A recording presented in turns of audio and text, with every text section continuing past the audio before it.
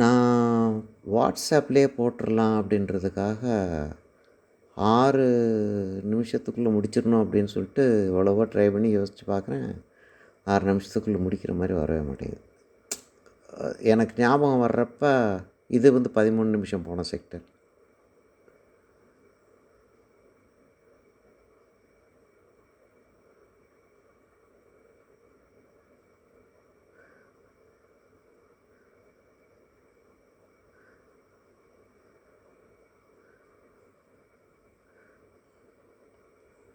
ஆ அங்கே அங்கே கொஞ்சம் டார்க் வச்சேன் பார்த்தீங்களா? அதனால் இந்த இடத்துல டார்க்கு கொஞ்சம் ஏற்றுனா தான் சரியாக வரும் போல இருக்குது. அப்போ இந்த மரத்துக்கு ஷேடு கொடுத்துட்டோம்னா, அந்த மரத்தை டார்க் ஆக்கணும்னா ரொம்ப டார்க் ஆயிரும் இந்த இடம். அதனால் இந்த மரத்துக்கு கொஞ்சம் போல் ஷேடு கொடுத்துருவோம். அப்போ டார்க்கானதும் ஆயிடுது. இந்த மரம் அவ்வளோ தூரத்துக்கு டார்க்காகவும் இல்லை. ஏன்னா இந்த சைடில் தானே ஷேடு வருது.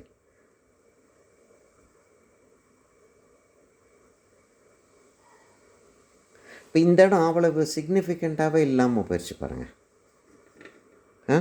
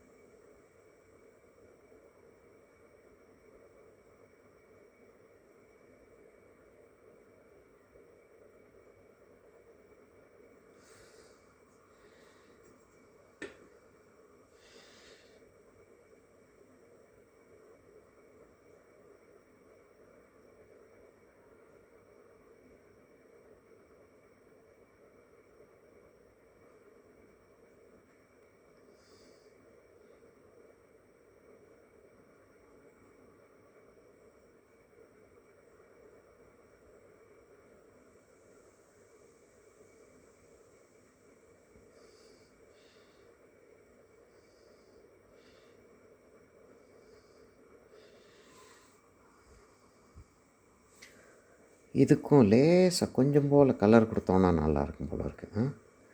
இந்த மரங்களுக்கு கொஞ்சம் கலர்.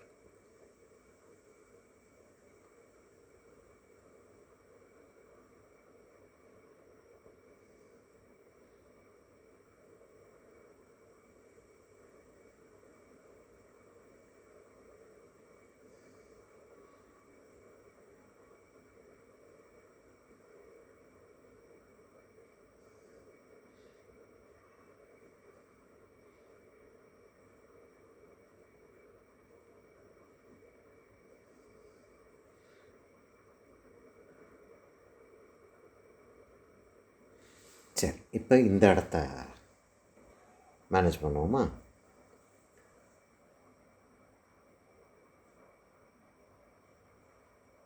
போதும். இந்த இடம் போதும். இந்த இடம் ஒன்றும் செய்ய வேண்டிய தேவையில்லை.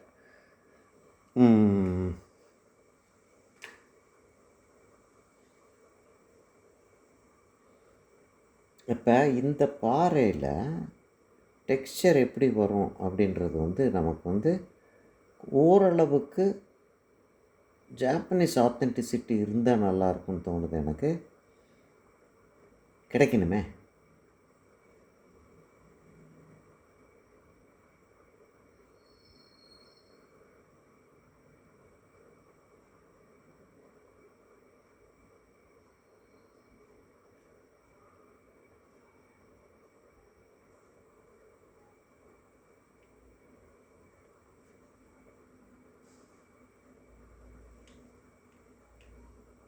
சரி, ஆக்சுவலாக ஒரு ஃபோட்டோகிராஃப் மாதிரி ஒன்று கிடச்சிருக்கு. என்ன செய்ய முடியும்னு பார்ப்போம்.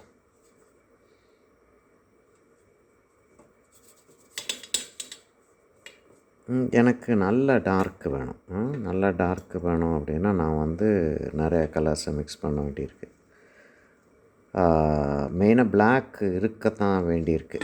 பிளாக் வந்து ஓரியண்டல் பெயிண்டிங்ஸில் நிறையா யூஸ் பண்ணுவாங்க. ஆனால் கலரை வந்து கேர்ஃபுல்லாக எப்படி இருந்தாலும் எந்த இதாக இருந்தாலுமே நம்ம ஜென்ரல் அந்த பெயிண்டிங்ஸில் வரக்கூடிய அதே ப்ராப்ளம் இங்கேயும் வர்றதுக்கான சான்சஸ் இருக்குது. ஏன்னா கலர் வந்து டாட்டி ஆயிரும்.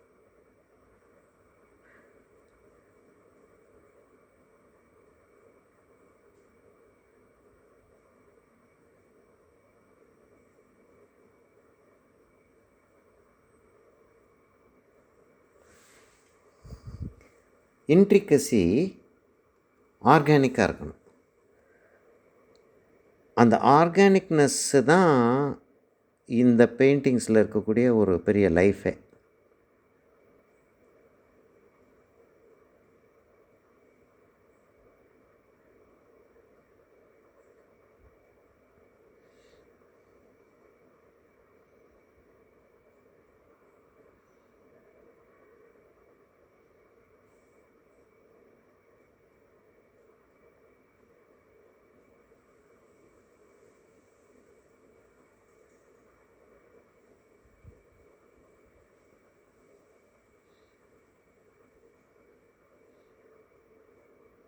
அப்படியே அந்த இதை விட்டுருவோம். அந்த அங்கே இருக்கட்டும். அதை